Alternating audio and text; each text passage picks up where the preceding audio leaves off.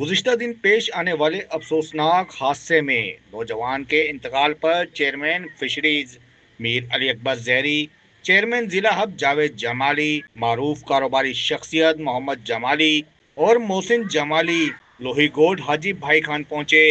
انہوں نے نوجوان علی اصغر جمالی کے انتقال پر گہرے دکھ اور افسوس کا اظہار کرتے ہوئے مرحوم کے اہل خانہ سے تعزیت کی اور ان کے صبر و حوصلے کے لیے دعا کی۔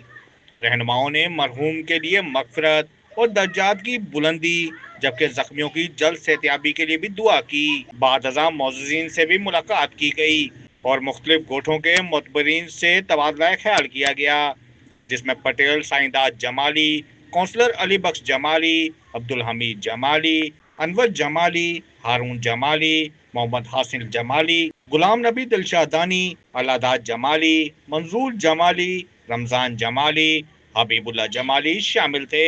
چیئرمین جاوید جمالی اور میر علی اکبر زہری نے معززین کو یقین دہانی کرائی کہ میر علی حسن زہری اور ڈی سی ہب سے کل ملاقات کر کے لوہی کے لیے ایک ایمبولینس کے لیے درخواست دی جائے گی۔